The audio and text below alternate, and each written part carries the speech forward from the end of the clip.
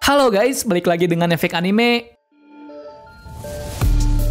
Apa jadinya jika seorang yang lemah secara tiba-tiba mendapatkan kekuatan yang epik dan menjadi superhero dadakan? Hal ini baru saja terjadi kepada seorang laki-laki bernama Kafka Hibino, yang mana dia adalah seorang petugas pembersih sampah kaiju di kotanya. Impiannya menjadi superhero akhirnya terwujud ketika pada suatu hari seekor kaiju misterius merasuki tubuhnya. Namun ia harus menyembunyikan identitas barunya tersebut karena keberadaannya dianggap sebagai ancaman bagi dunia. Mampukah Kafka Hibino membuktikan jika dirinya adalah kaiju yang baik dan bisa menjadi superhero seperti impiannya? Simak terus videonya, yang mana kali ini kami akan membahas mengenai alur cerita kaiju nomor 8. Namun sebelum lanjut pembahasan ini lebih jauh, kami ingatkan lagi buat kalian yang baru menemukan channel ini, jangan lupa untuk klik tombol subscribe dan aktifkan notifikasi loncengnya agar selalu mendapatkan update informasi seputar anime menarik dari kami.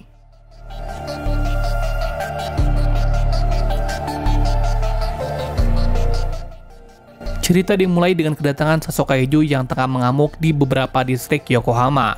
Sejumlah peringatan darurat aktif dan membuat semua orang lari berhamburan. Sejumlah pejabat dan orang-orang penting memandu semua orang menuju tempat yang aman. Sejumlah pasukan militer juga saling bertukar informasi dan saling membahas mengenai cara mengalahkan kaiju tersebut. Tak lama beberapa helikopter datang dan menarik perhatian sang kaiju, hingga kemudian semua orang menembakinya secara serentak. Tak lama waktu berselang, segerombolan orang yang dikenal sebagai pasukan divisi ketiga datang di tempat kejadian. Mereka dipimpin oleh seorang wanita bernama Mina Ashiro, yang kemudian berhasil mengalahkan kaiju tersebut dengan sangat cepat. Di sisi lain, saat ini seorang pria bernama Kafka Hibino dan teman-temannya tengah memperhatikan sisa mayat kaiju tadi dari kejauhan. Lalu mereka bergegas untuk menuju titik lokasi untuk segera membersihkan semua kekacauan tersebut. Mina dan para anggotanya berjalan menyusuri jalan dan disambut dengan riuh semua warga yang memuji keberhasilan mereka sebagai pahlawan. Sementara Kafka hanya bisa mengagumi hal tersebut dari kejauhan dan sangat memimpikan berada di posisi tersebut. Kafka dan teman-temannya sadar jika posisi mereka sebagai pembersih bangkai kaiju tidak sama terhormatnya dengan divisi ketiga yang dianggap sebagai seorang pahlawan. Padahal tugas mereka juga sangat mulia selama ini, namun kurang diperhatikan oleh sebagian orang di sana. Kafka yang tengah merenungi nasibnya kemudian melihat salah satu temannya tengah mengangkat bagian tubuh kaiju yang aneh. Saat Kafka berusaha untuk memperingati temannya tersebut, namun semuanya sudah terlambat. Organ kaiju tersebut kemudian meledak dan cairannya kemudian melukai temannya tersebut. Ia kemudian berusaha untuk membantu mengobati luka temannya itu, dan mereka menyimpulkan jika mustahil dapat membersihkan bangkai tersebut dalam waktu dekat. Sesampainya di rumah, Kafka kemudian berbaring di tempat kerjanya. Siaran TV kemudian menyita perhatian pria itu.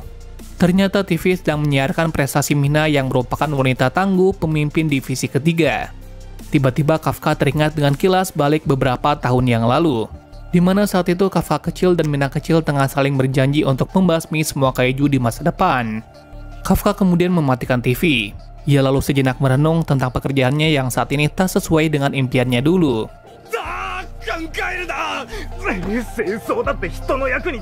Keesokan harinya, Kafka kembali melanjutkan aktivitasnya sebagai seorang pembersih kaiju. Ia kemudian bertemu dengan seorang anak muda bernama Reno Ichikawa.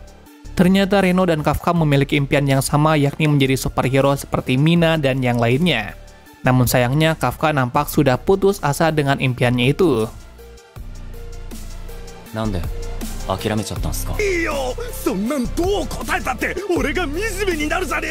Hari ini seperti biasa. Kafka diperintah oleh atasannya untuk membersihkan organ tubuh kaiju di bagian usus, yang mana hal itu adalah yang paling dibenci oleh Kafka.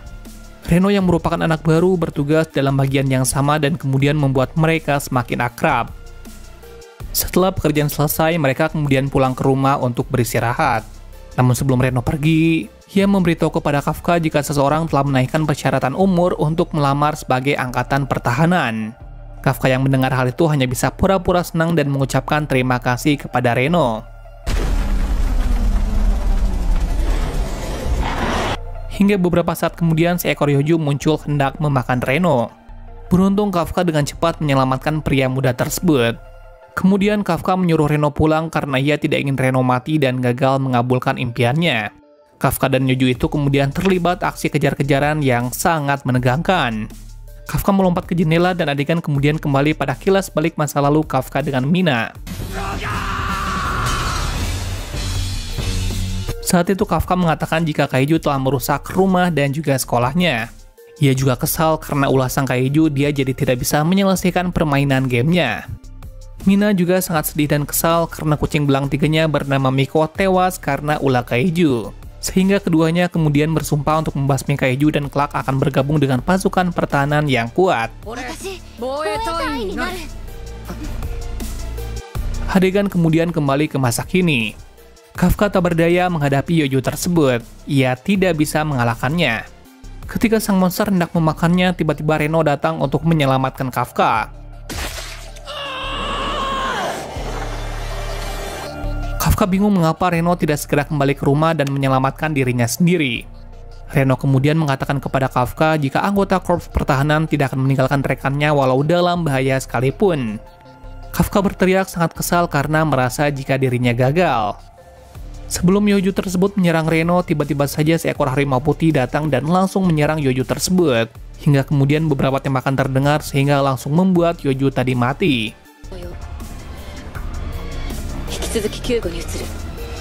Kafka menoleh ke arah suara tersebut dan ia kemudian melihat Mina bersama dengan anggotanya yang lain. Mina dan beberapa rekannya kemudian melakukan aksinya. Mereka juga berusaha untuk menyusuri tempat kejadian untuk mencari lebih banyak Yoju yang masih tersisa.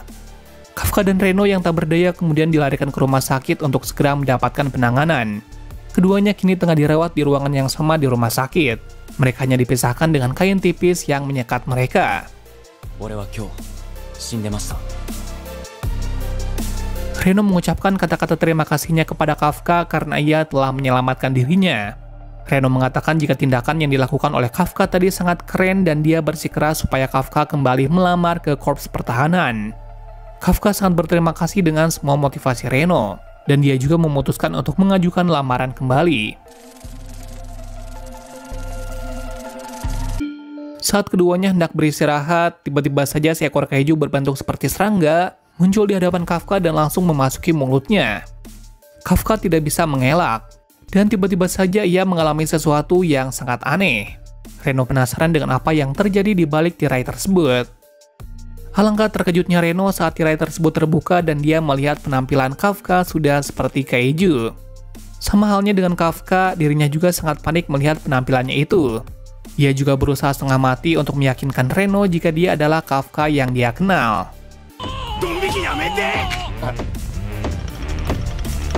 Namun situasi semakin buruk ketika seorang laki-laki tua mendatangi Reno dan Kafka di ruangan tersebut. Tidak sempat mengatakan penjelasan apapun, laki-laki tua itu segera menelpon korps pertahanan. Reno yang panik kemudian mengatakan kepada Kafka bahwa mereka harus segera meninggalkan rumah sakit itu. Hingga tak lama kemudian, Mina bersama anggotanya telah sampai di rumah sakit, dan mereka tidak menemukan keberadaan Kaiju yang dimaksud. Mina mengatakan kepada rekan-rekannya yang merupakan divisi ketiga mengenai Kaiju yang terlihat di rumah sakit. Mereka harus bergegas menemukannya dan segera membunuhnya. Hingga tak lama kemudian alarm darurat berbunyi, pertanda jika Yokohama tengah diserang oleh Kaiju. Kafka meninggalkan rumah sakit masih dalam wujud Kaijunya. Ia berusaha untuk menghindari kekacauan yang lebih parah jika ia ditemukan oleh Mina dan anggotanya. Hingga seseorang yang merupakan anggota Mina mengatakan jika Kaiju tengah meninggalkan rumah sakit dan sedang menunggu ke arah evakuasi. Sementara itu, Reno dan Kafka yang tengah melarikan diri dari daerah tersebut terus membahas tentang apa yang sebenarnya terjadi dengan Kafka. Reno masih belum yakin sepenuhnya jika makhluk yang ada di hadapannya adalah seniornya. Reno juga mengatakan jika Kafka benar-benar telah berubah menjadi Kaiju, maka impiannya menjadi pasukan pertahanan akan musnah, karena tugas pasukan pertahanan adalah membasmi para Kaiju. Hingga tiba-tiba mereka menyadari jika saat ini kota mereka sedang diserang oleh Kaiju yang sebelumnya telah dikalahkan oleh Mina, yakni Yoju. Reno mengatakan kepada Kafka jika sebaiknya mereka bersembunyi dan membiarkan agar pasukan pertahanan saja yang mengurus Kaiju tersebut. Sampai akhirnya pandangan Kafka beralih kepada Yoju yang saat ini hendak memangsa seorang gadis kecil dan juga ibunya. Tanpa pikir panjang, Kafka kemudian menyerang Kaiju itu dan menjatuhkan makhluk tersebut. Kafka dan Reno segera menyelamatkan sang ibu dan anak. Namun Kafka lupa jika penampilannya saat ini sangat menyeramkan, sehingga membuat gadis kecil itu ketakutan.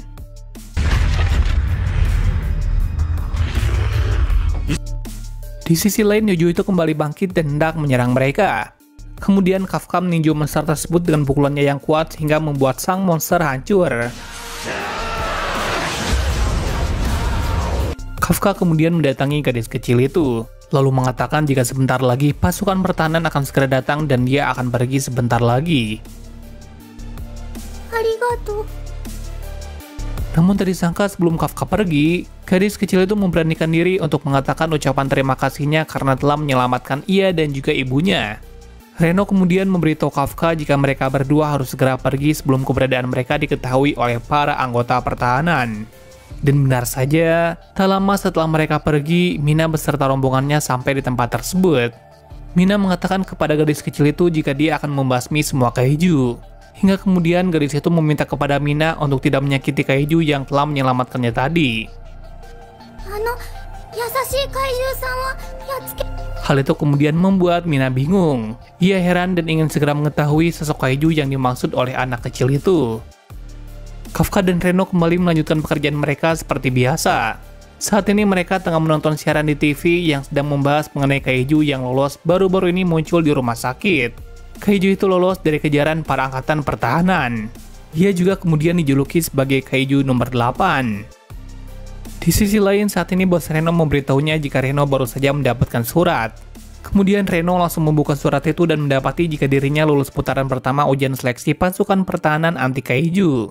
Reno beserta rekan-rekannya kemudian berdiskusi tentang kemungkinan Kafka yang layak untuk masuk ke dalam angkatan pertahanan. Kemudian Reno menemui Kafka dan mengatakan jika dirinya lulus ujian seleksi tahap pertama. Reno juga kemudian memarahi Kafka karena saat ini Kafka tengah berada dalam bentuk kaijunya. Kafka lalu mengatakan kepada Reno jika dirinya juga dulu selalu lulus tahap pertama namun tidak untuk tahap selanjutnya. Namun Kafka kali ini meyakinkan Reno jika dirinya juga akan kembali mengikuti ujian tersebut dan mereka harus bersikap saling bersaing agar bisa lebih kuat dan tidak bergantung terus satu sama lain.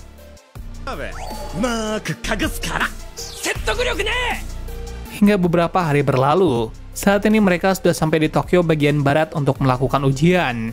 Baru saja sampai di parkiran, seorang wanita muda mendekati Kafka, dan ia dengan lantang memerintahkan Kafka agar memindahkan kendaraannya supaya mobil gadis itu bisa parkir di sana.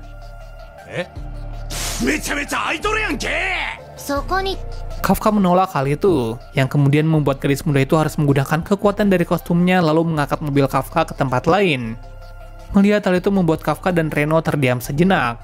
Lalu gadis itu dengan sombongnya memperkenalkan dirinya sebagai Kikoru Shinomiya. Ia mengatakan kepada mereka jika dirinya sangat suka membunuh kaiju. Dan tak disangka Kikoru kemudian menghampiri Kafka. Dengan jarak yang dekat, ia mengatakan jika Kafka berbau seperti kaiju.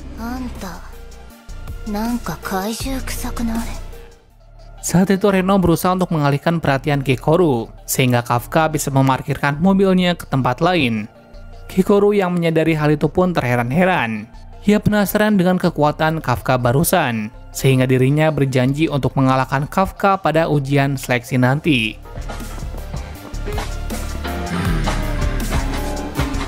Tak berapa lama, para peserta ujian sudah berkumpul di suatu ruangan. Tes pertama adalah tes kebugaran dan bakat. Namun sayangnya Kafka tidak mendapatkan hasil yang baik pada tes kali ini sehingga dirinya tampak tidak bersemangat. Setelah tes pertama selesai, terlihat jika semua orang tengah memperhatikan semua gerak-gerik Kikoru. Hal itu membuat Kikoru sangat bangga. Kikoru lagi-lagi mengejek Kafka dan meremehkannya karena nilainya sangat bagus. Kafka tidak tinggal diam. Dalam hatinya, ia mengatakan jika suatu saat akan mengalahkan Kikoru dan akan mempermalukannya. Tes selanjutnya akan melibatkan tugas pembersihan bangkai kaiju. Hal ini sedikit membuat Kafka lega. Reno berusaha untuk memberitahu Kafka mengenai detail tes yang akan mereka lakukan sebentar lagi. Akan ada beberapa penilaian dari juri dalam tes kali ini. Di sana sudah berdiri seorang wakil divisi ketiga yang bernama Hoshina. Ia menyapa para pesertanya dengan ramah. Kemudian ia menyampaikan tugas apa yang akan dilakukan oleh para peserta untuk bisa lulus ujian nanti. Hoshina mengatakan jika mereka harus menangkap dan membasmi kaiju di area yang sudah ditentukan, sehingga kata-katanya itu kemudian membuat Kafka dan Reno terdiam.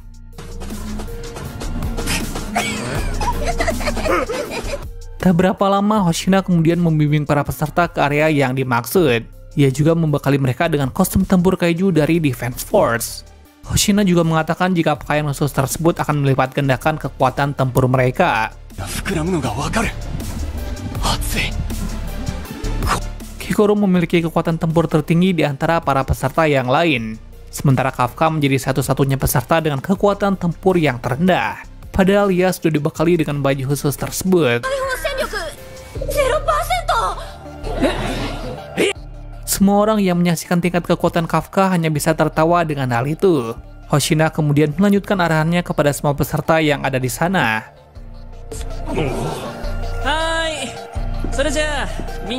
Pengujian akhirnya dimulai. Kikoru terlihat tidak ragu dalam menunjukkan semua kekuatannya membasmi monster yang dia temukan.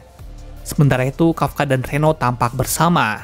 Mereka tengah membahas kekuatan tempur Kafka yang nyaris tidak ada barusan. Tanpa disadari, Hoshina saat ini sudah berada di dekat mereka dan mengatakan jika Mina akan memantau ujian mereka semua. Mendengar hal itu, Kafka menjadi semakin semangat. Ia mengatakan kepada Reno jika yang perlu mereka lakukan saat ini adalah fokus dan membuat orang-orang yang sedang memantau mereka menjadi terkesan.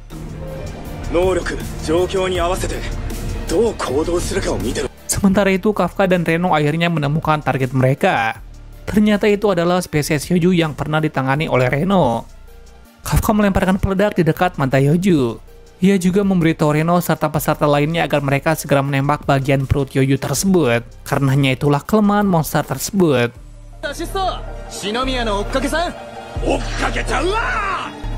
Berkat bantuan Kafka, mereka akhirnya bisa mengalahkan Yoju tersebut. Dan mereka serentak mengatakan ucapan terima kasih kepada Kafka karena telah sangat membantu.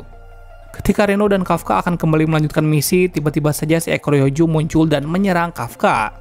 Kafka mengalami luka yang cukup serius. Salah satu anggota divisi ketiga juga mengatakan jika organ vital Kafka telah rusak parah sehingga Kafka tidak bisa lagi melanjutkan ujian. Hoshina menyarankan Kafka untuk membatalkan ujiannya agar dirinya bisa segera diobati. Namun sebelum Kafka menjawabnya, Kikoru datang menembaki Yoju yang akan kembali menyerang Kafka.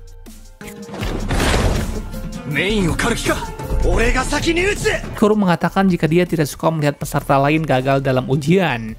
Kikoru lagi-lagi meremehkan Kafka sebelum akhirnya ia kembali melanjutkan penyerangannya. Di tengah situasi yang rumit itu, Kafka menjadi bingung. Apakah dirinya akan menyerah atau kembali bangkit dengan mempertaruhkan nyawanya? Akhirnya Kafka tetap berusaha bangkit. Dengan kekuatan tempurnya yang hanya tersisa hitungan persen saja meskipun Hoshina sudah memerintahkan Kafka untuk menyerah. Kafka akhirnya tak mau menyerah. Reno juga terus meyakinkan Kafka bahwa ia akan selalu mendukungnya. Kafka tetap maju mengikuti ujian. Dia naik ke pundak Reno karena tak sanggup berdiri sendirian. Hoshina yang melihat hal itu hanya bisa tertawa dan tak habis pikir dengan kerjasama mereka berdua.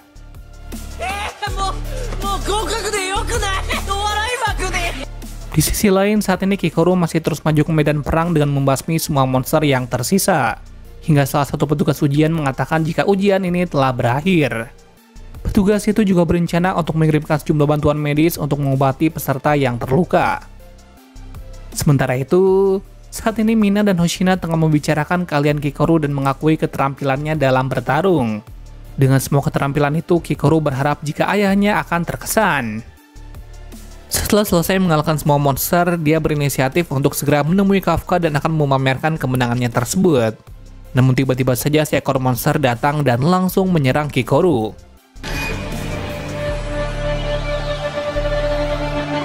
Bersamaan dengan hal itu, Kafka dan yang lainnya melihat kaiju dan Yoju yang mati kini kembali bangkit dan memulihkan diri mereka. Kikoru yang menyadari hal itu segera bertindak. Meski terkejut dengan kebangkitan mereka, Kikoru tetap bertarung kembali. Ternyata ada sosok kaiju yang bentuknya aneh dan dapat berbicara. Kaiju itu terlihat cerewet dan sangat jahat. Ia mencoba untuk memprovokasi Yoju yang sebelumnya sudah dikalahkan oleh Kikoru agar kembali menyerangnya. Kaiju tersebut juga ikut menyerang Kikoru sehingga membuat Kikoru tidak bisa bergerak. Sementara itu, para petugas ujian bergegas untuk memberitahu Hoshina dan juga Mina mengenai fenomena yang janggal tersebut. Mina memerintahkan semua pasukannya untuk mengaktifkan perisai pemulihan para peserta. Ia juga mengirimkan beberapa drone sebagai umpan kamera. Ia dan Hoshina segera bergegas untuk datang ke lokasi ujian.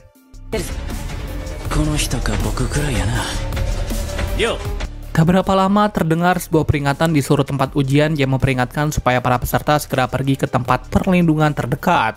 Namun Kikoru tak mau mengindahkan peringatan tersebut. Ia tetap dengan pendiriannya, yakni ingin mengalahkan Honju yang ada di hadapannya. Saat tengah berhadapan dengan Honju itu, tiba-tiba kita melihat bagaimana kilas balik masa lalu Kikoru yang sangat menyedihkan. Di mana saat ia masih kecil, Kikoru seperti kehilangan jati dirinya. Ia cemburu dengan anak-anak seusianya yang selalu mendapatkan pujian dari orang tua mereka. Sementara Kikoru tak pernah sedikit pun mendapatkan pujian dari ayahnya meskipun dirinya sangat berprestasi. Ayahnya hanya mengatakan jika Kikoru harus menjadi individu yang sempurna demi kemanusiaan dan juga mendiang ibunya. Sehingga sejak saat itu Kikoru terus berusaha agar dirinya bisa kuat dan bisa mengalahkan semua Honju.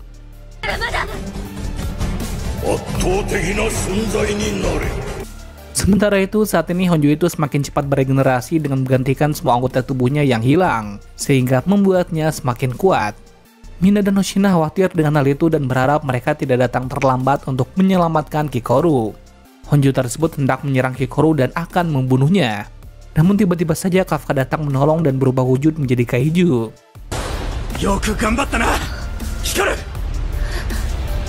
Ternyata sebelumnya seseorang memberitahu Kafka dan Reno jika saat ini Kikoru tengah diserang oleh Yoju yang berhasil bangkit kembali. Belum sempat Reno mengatakan apapun, tiba-tiba saja Kafka sudah menghilang. Reno saat itu panik. Ia khawatir Kafka akan berubah menjadi kaiju dan dia akan dibunuh oleh pasukan divisi ketiga yang melihatnya.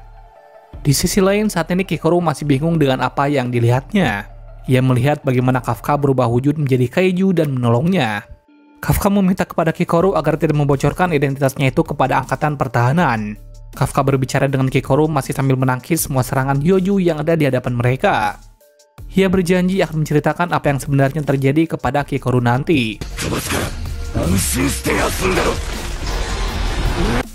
Di sisi lain, saat ini salah satu petugas ujian menyadari jika ada peningkatan level Fortitude hingga 9,8, yang mana tingkat kekuatan itu setara dengan tingkat kekuatan salah satu kaiju terkuat sepanjang masa. Dan yang membuat mereka heran adalah kekuatan tersebut berasal dari Kafka, yang kemudian membuat mereka tak percaya dan mengira jika mungkin baju khusus Kafka tengah mengalami error. Sementara itu, saat ini Kafka berhasil mengalahkan Yoju tersebut dengan satu pukulan yang sangat kuat. Yoju itu tidak bisa bangkit kembali karena semua tubuhnya sudah hancur dan bertaburan di tanah.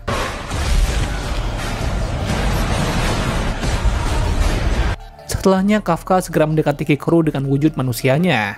Ia mengatakan kepada Kikoru jika dia tidak harus membahayakan dirinya sendiri.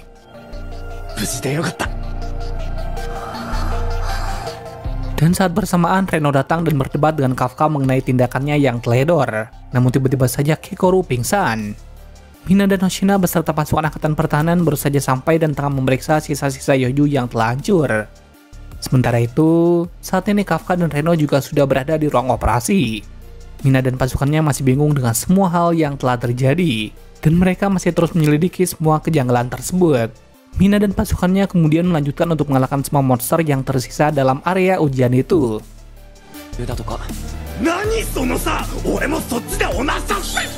Di sisi lain, saat ini Kafka dan Reno yang tengah berada di pusat kesehatan untuk pemulihan sedang membicarakan tentang perubahan kaiju yang terbaru, yang tanpa mereka sadari jika Mina tengah menguping pembicaraan mereka dari kejauhan.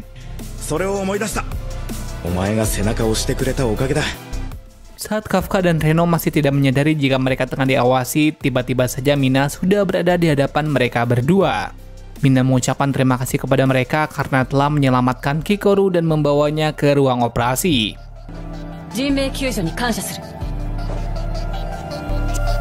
Sementara itu, Hoshino juga mengunjungi Kikoru. Di sana Kikoru mengaku jika dirinya lah yang telah mengalahkan Yoju tersebut, padahal Kafka lah yang telah mengalahkannya.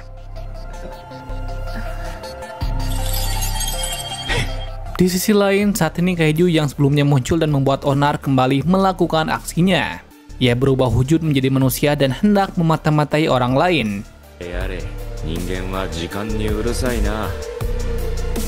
Keesokan harinya, para peserta sudah berkumpul di suatu lokasi untuk menantikan apakah mereka lulus ujian atau tidak.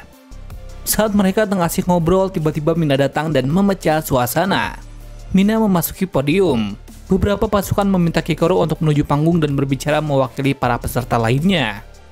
Di sana Mina memberitahu Kikoru jika 27 peserta yang ada di ruangan tersebut akan menjadi perwira angkatan pertahanan. Mina mengatakan ucapan terima kasihnya kepada Kikoru karena ia telah mengalahkan Yuju yang telah mengacau ujian mereka kemarin. Namun Kikoru malah merasa bersalah karena dirinya berbohong jika dirinya lah yang telah mengalahkan Yuju tersebut. Kikoru juga bertanya kepada Mina mengapa Kafka tidak hadir pada upacara pelantikan. Dan pada saat yang sama Kafka memasuki ruangan dan mengejutkan semua orang.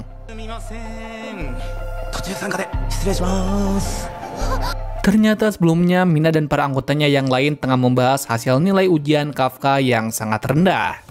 Namun Hoshina memberitahu mereka jika ia tetap akan menerima Kafka menjadi personil mereka meskipun nilainya paling rendah. Hoshina juga berjanji jika ia sendirilah yang akan melatih Kafka, karena menurutnya Kafka sangatlah spesial. Hoshina merasa ada yang aneh dengan Kafka dan ia akan mencari tahu mengenai siapa Kafka yang sebenarnya. Sementara itu Kikoru sudah berjanji untuk ikut menyembunyikan kekuatan Kafka. Namun jika ia adalah kaiju yang jahat, maka Kikoru akan langsung menghabisinya.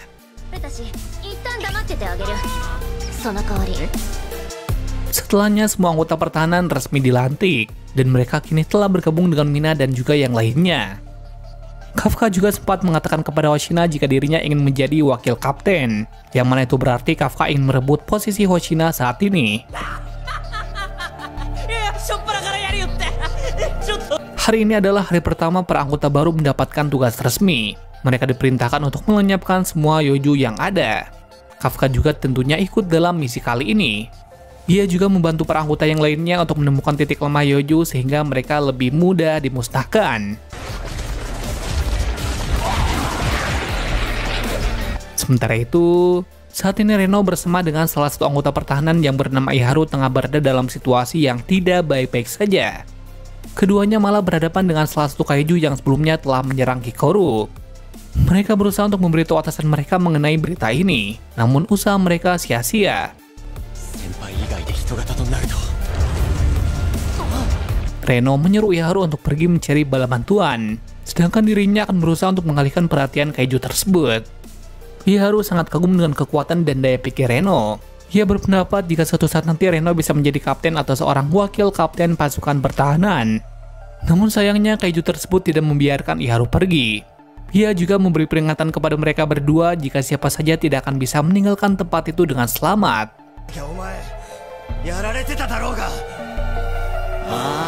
Di sisi lain, saat ini Kikoru datang menemui Kafka dan mengatakan jika Reno dan Iharu tengah berhadapan dengan kaiju yang memiliki akal seperti manusia. Karena biasanya kaiju maupun Yoju tidak memiliki akal. Reno dan Iharu tengah mati-matian bertarung dan terus dihajar oleh kaiju itu. Saat ia hendak membunuh keduanya, tiba-tiba Kafka datang dengan wujud kaijunya dan langsung meninju kepala sang kaiju. Kemudian Kafka membawa kedua orang itu ke tempat yang aman. Sementara itu, saat ini Reno kesal karena dirinya sangat lemah sehingga ia tidak bisa menjaga Kafka untuk berubah menyelamatkannya. Kaiju itu tampak tengah memasang kembali bagian kepalanya yang lepas. Ia sangat kesal karena Kafka telah mengganggunya dan berniat untuk mengerahkan semua tenaganya untuk membunuh Kafka. Namun Kafka tak tinggal diam. Dia juga terus menyerang kaiju itu hingga bagian inti kaiju tersebut terlihat. Namun tiba-tiba saja, beberapa pasukan pertahanan melihat mereka berdua dan mengarahkan senjata mereka kepada Kafka dan kaiju itu.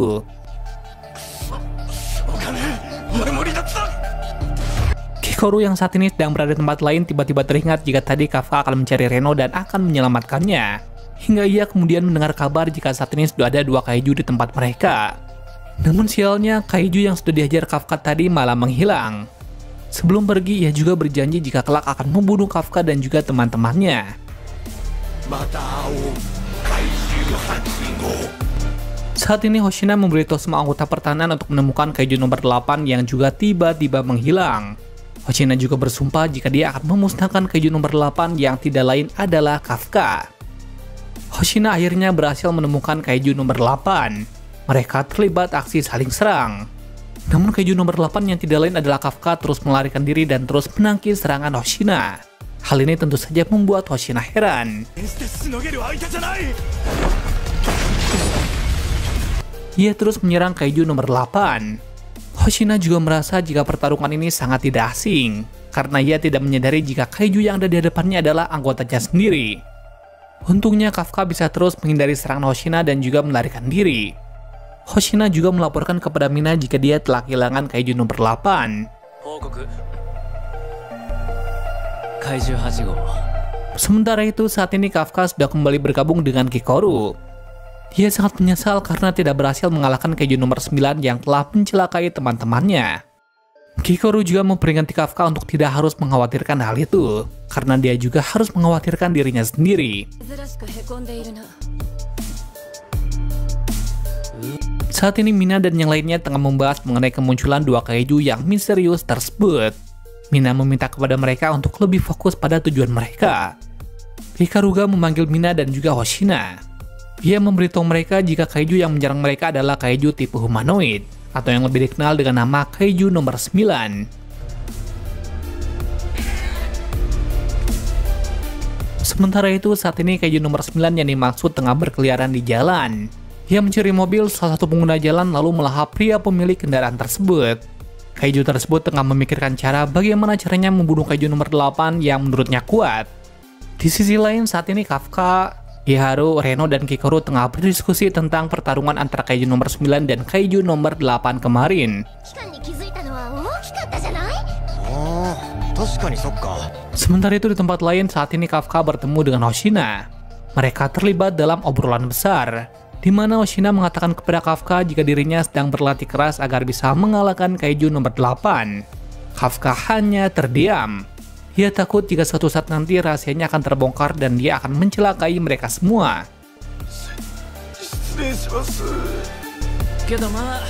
Sesampainya di rumah, Kafka terus terngiang dengan kata-kata Hoshina dan dia tidak ingin mengecewakannya. Saat Kafka akan memejamkan mata, tiba-tiba saja beberapa meteor jatuh dari beberapa pangkalan. Hokonogi menyampaikan berita tersebut kepada Hoshina. Lantas Hoshina juga menyampaikan berita itu kepada anggota yang lainnya agar bersiap. Ia memerintahkan semua anggota untuk memancing kaiju dan yuju tersebut ke area pelatihan mereka.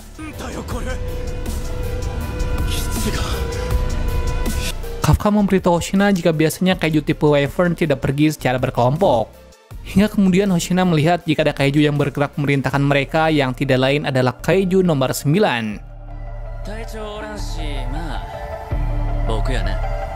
Di sisi lain, saat ini Mina dan Hoshina masuk ke dalam ruang bawah tanah tempat penyimpanan senjata mereka.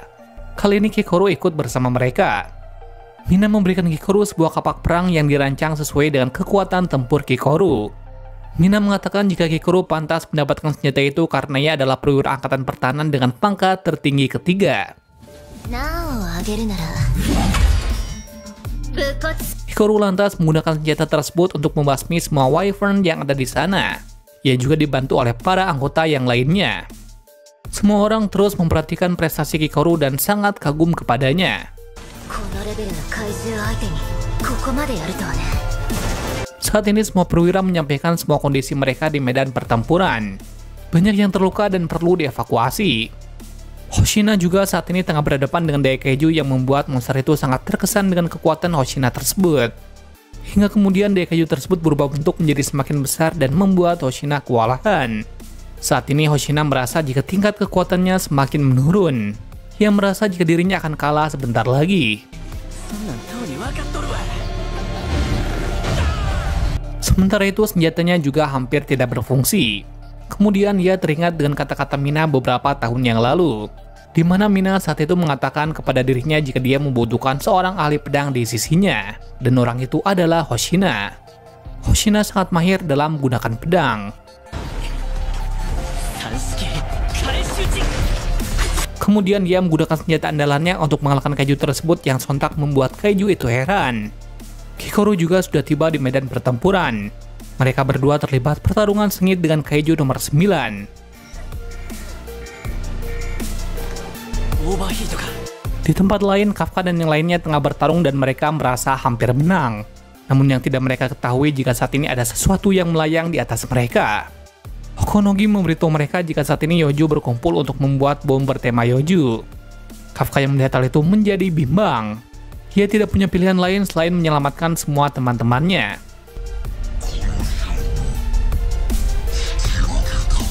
Tanpa pikir panjang, Kafka berlari ke arah Yoju tersebut dan berubah menjadi bentuk kaijunya.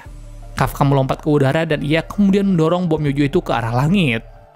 Ia kemudian jatuh ke tanah. Mina yang melihat itu kemudian memerintahkan semua orang untuk menyiapkan perisai. Sementara itu, bom yang dilempar Kafka tadi akhirnya meledak di udara. Dan saat ini kita bisa melihat Kafka sudah berdiri di hadapan semua orang disertai dengan Mina yang mengarahkan pistolnya ke arah Kafka. Setelah identitas Kafka terbongkar, berita kemudian menyebar hingga sampai ke pusat. Hisao yang merupakan Direktur Jenderal Angkatan Pertahanan dan sekaligus ayah Kikaru tetap bersikeras supaya divisi ketiga menyerahkan Kafka kepada mereka. Meskipun Mina dan yang lainnya masih ingin memastikan DNA kaiju Kafka. Saat ini Kafka di penjara. Mina dan beberapa anggota lainnya ingin datang dan menjemput Kafka dan membawanya ke markas. Semua orang melihat Kafka dan Kafka berpikir jika dia sudah berakhir. Semua orang menyemangati Kafka dan mereka percaya jika Kafka akan segera kembali ke Angkatan Pertahanan untuk bertempur bersama mereka. Semua orang kini merasa kehilangan Kafka. Dan mereka mengatakan jika mereka tetap menerima Kafka walaupun Kafka adalah kaiju sekalipun. Sementara itu, saat ini Kafka tengah menjalani sejumlah pemeriksaan fisik. Kemudian Hisao bertemu dengan Kafka dan memerintahkan beberapa orang untuk melepaskan Kafka. Ia kemudian menembak Kafka lalu mengambil sisa darah Kafka ke tabung. Meski Kafka adalah manusia, Hisao tetap membenci Kafka karena ia sangat benci dengan kaiju. Kafka terus berteriak jika dia bukanlah kaiju. Kemudian Hisao memerintahkan anak buahnya untuk memberinya 2 lengan yang merupakan senjata khusus. Dan perlu diketahui jika lengan-lengan itu terbuat dari beberapa bagian tubuh kaiju nomor 2. Ternyata kaiju nomor 2 sudah dikalahkan oleh Hisao dan mereka kemudian memanfaatkan tubuhnya menjadi senjata.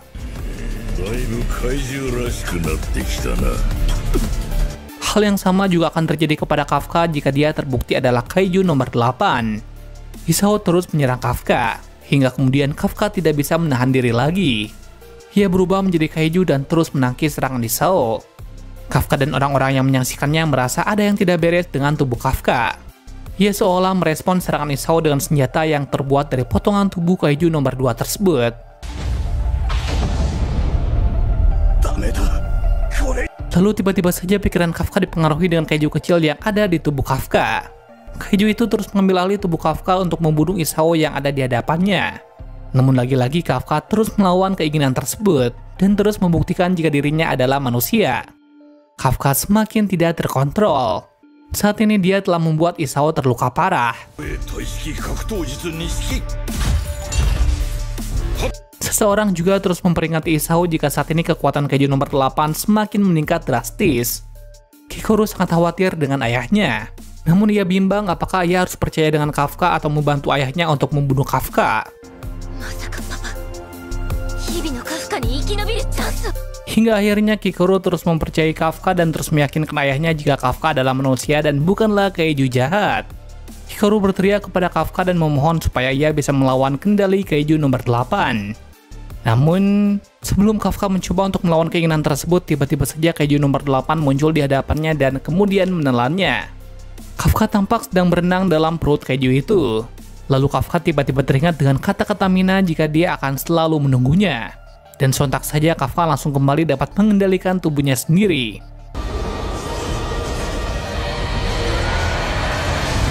Hingga tinggal beberapa detik saat kaiju nomor 8 hendak membunuh Hisao, tiba-tiba Kafka langsung menyerang dirinya sendiri dan berteriak kepada Hisao jika dia adalah Kafka Hibino bukan kaiju nomor 8. Hingga kemudian Kafka jatuh ke tanah. Saat Kafka tengah terkapar, Narumi yang merupakan sekutu Hisao hendak membunuh Kafka. Namun hal itu langsung dihentikan oleh Isao. Isao lalu memanggil petugas medis untuk segera mengevakuasi tubuh Kafka dan membawanya untuk menjalani perawatan. Sementara saat ini Kafka tengah dalam keadaan kritis karena dia telah menyerang jantungnya sendiri. Isao dan beberapa petinggi lainnya memanggil Mina dan bertanya mengenai siapa Kafka yang sebenarnya. Tentu saja Mina menjelaskan siapa Kafka dan mengatakan bagaimana perjuangan Kafka selama ini untuk menjadi anggota pertahanan. Ia juga meminta semua orang agar menilai Kafka bukan dari bentuk fisiknya, melainkan dari hatinya yang sangat memanusiakan orang lain dan ingin selalu melindungi orang lain. Kata-kata Mina ditentang oleh semua petinggi. Namun di sana Isao hanya terdiam dan membiarkan Mina pergi meninggalkan ruangan. Ternyata Isao tidak ingin membunuh Kafka dan tidak ingin dia digunakan sebagai senjata. Ia ingin Kafka hidup dan tetap bergabung dengan anggota pertahanan dan mengendalikan kekuatannya demi keamanan dunia.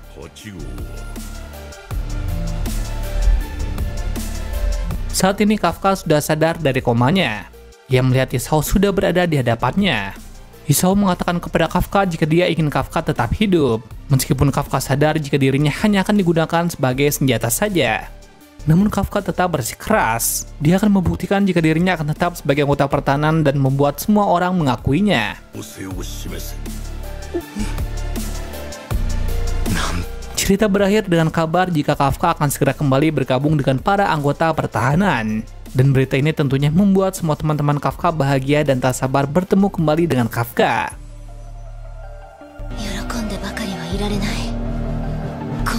Itulah alur cerita anime Kaiju nomor 8 yang berhasil kami rangkum. Saksikan cerita anime lainnya pada video selanjutnya. Terima kasih sudah menonton video ini dan sampai jumpa di video selanjutnya.